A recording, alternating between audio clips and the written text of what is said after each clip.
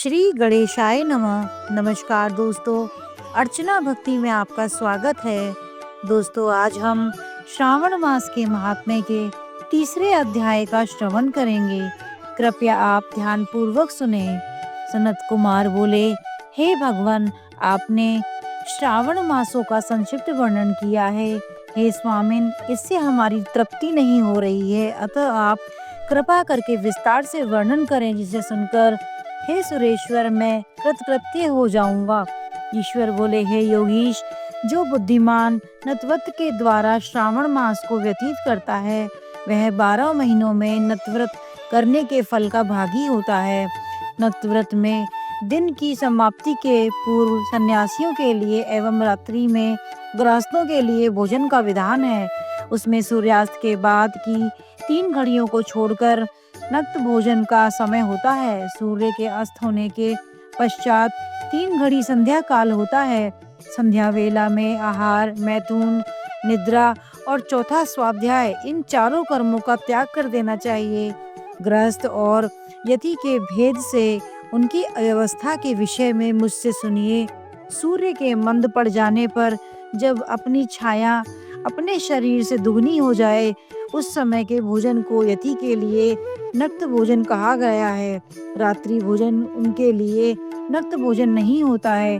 तारों की दृष्टि होने पर विद्वानों ने गृहस्थ के लिए नक्त कहा है। यति के लिए दिन के 8वें भाग के शेष रहने पर भोजन का विधान है। उसके लिए रात्रि में भोजन का निषेध किया गया है। गृहस्थ को चाहिए कि वह विधि पूर्वक रात्रि में नक्त भोजन करे और यति, विधवा तथा विदुर व्यक्ति सूर्य के रहते नक्त व्रत करे। विदुर व्यक्ति यदि पुत्रवान हो तब उसे भी रात्रि में ही नक्त व्रत करना चाहिए। अनाश्रमी हो तथा आश्रमी हो तथा अथवा पत्नी रहित हो अथवा पुत्रवान हो, उन्हें रात्रि में नक्त व्रत करना चाहिए। इस प्रकार बुद्धिमान मनुष्य को अपने अधिकार के अनुसार नक्त व्रत करना चाहिए। इस मास में नक्त व्रत करने वाला व्यक्ति परम गति प्राप्त करता है। मैं प्रातः काल स्नान करूंगा, ब्रह्मचर्य व्रत का पालन करूंगा, नक्त भोजन करूंगा, पृथ्वी पर सोऊंगा और प्राणियों पर दया करूंगा।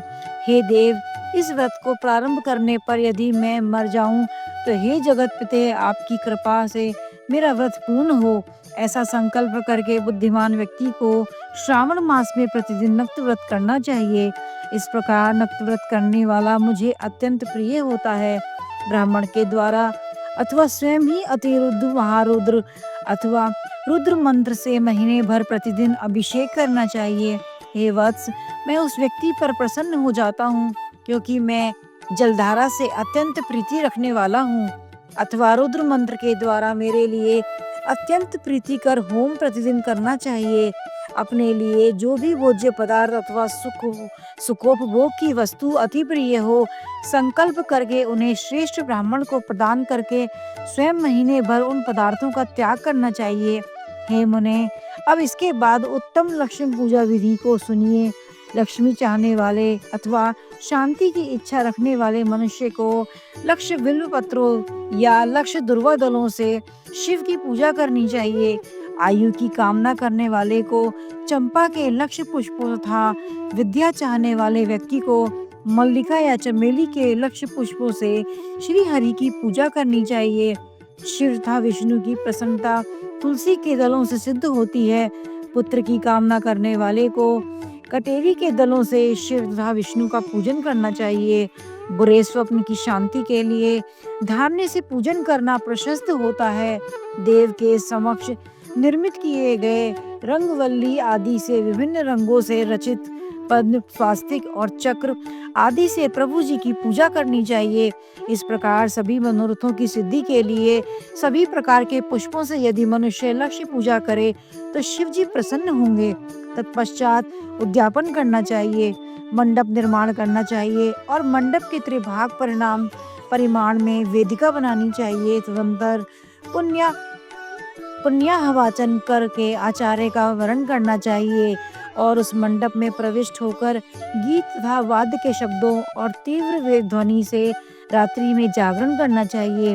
वेदिका के ऊपर उत्तम लिंग तो भद्र बनना चाहिए और उसके बीच में चावलों से सुंदर कैलाश का निर्माण करना चाहिए। उसके ऊपर तांबे का अत्यंत चमकीला तथा पंच पल्लव युक्त कलश स्थापित करना चाहिए और उसे रेशमी वस्त्र से वेष्टित कर देना चाहिए।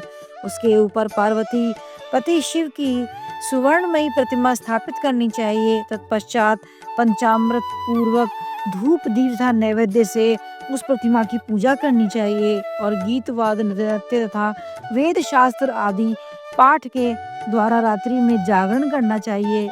इसके बाद प्रातःकाल भली भांति स्नान करके पवित्र हो जाना चाहिए और अपनी शाखा में निर्दिष्ट विधान के अनुसार वेदिका निर्माण करना चाहिए।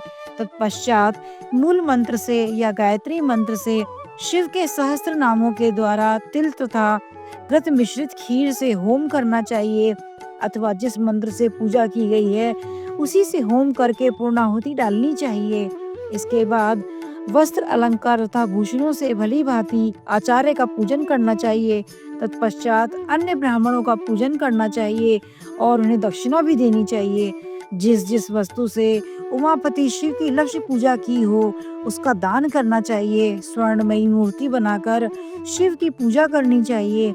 यदि दीप कर्म किया हो तो उस दीपक का दान करना चाहिए। चांदी का दीपक और स्वर्ण की वर्तिका अर्थात बत्ती बनाकर उसे गौघृत से भरकर सभी कामनाओं और अर्थ की सिद्धि के लिए उसका दान करना चाहिए। इसके बाद प्रभु से क्षमा याचना करनी चाहिए और अंत में 100 ब्राह्मणों को भोजन कराना चाहिए। हे मुने, जो व्यक्ति इस प्रकार पूजा करता है मैं उस पर प्रसन्न होता हूँ। उसमें भी जो श्रावण मास में पूजा करता है उसका अनंत फल मिलता है। यदि अपने लिए अत्यंत प्रिय कोई वस्तु मुझे अर्पण करने के विचार से इस मास में कोई त्यागता है तो अब उसका फल सुनिए। इस लोक में तथा परलोक में उसकी प्राप्ति लाख गुना अधिक होती है। ऐसा काम करने से अभिलाषित व्यक्ति अभिलाषित सिद्धि होती है और निष्काम करने से परम गति मिलती है। इस मास में रुद्राभिषेक करने वाला मनुष्य उसके पाठ की अक्षर संख्या से एक एक अक्षर के लिए करोड़ करोड़ वर्षों तक रुद्रलोक में प्रतिष्ठित प्राप्त करता है। पंचामृत का अभिषेक करने से मनुष्य अमृतत्व प्राप्त करता है। इस मास में जो मनुष्य भूमि पर शयन करता है उसका फल भी मुझसे सुनिए। हे द्विज श्रेष्ठ, वह मनुष्य 9 प्रकार के रत्नों से जड़ी हुई सुंदर वस्त्र से आच्छादित बिछे हुए कोमल गद्दे से सुशोभित देश तकियों से युक्त रम्य स्त्रियों से विभूषित रत्न निर्मित दीपों से मंडित तथा अत्यंत मृदु और गरुणाकार प्रवाल मंडित अथवा हाथी दांत की बनी हुई अथवा चंदन की बनी हुई उत्तम तथा शुभ शैया प्राप्त करता है। इस मास में ब्रह्मचर्य का पालन करने से वीर्य की दृढ़ पुष्टि होती है। ओज बल, शरीर की दृढ़ता और जो भी धर्म के विषय में उपकारक होते हैं वह सब उसे प्राप्त हो जाते हैं। निष्काम ब्रह्मचर्य व्रती को साक्षात ब्रह्म प्राप्ति होती है और सकाम को स्वर्ण तथा सुंदर देवांगनाओं की प्राप्ति होती है। इस मास में दिन रात अथवा केवल दिन में अथवा भोजन के समय मौन व्रत धारण करने वाला भी महान वक्ता हो जाता है। व्रत के अंत में घंटा और पुस्तक का दान करना चाहिए। मौन व्रत के महात्म्य से मनुष्य सभी शास्त्रों में कुशल तथा वेद वेदांग में पारंगत हो जाता है तथा बुद्धि में बृहस्पति के समान हो जाता है।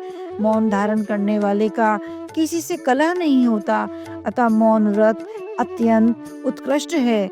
इस प्रकार श्री स्कंद पुराण के अंतर्गत ईश्वर संत कुमार संवाद में श्रावण मास के महात्म्य में नक्त व्रत, लक्ष्य पूजा, भूमि शयन, मौन दी व्रत कथन नामक तीसरा अध्याय पूर्ण हुआ। हर हर महादेव।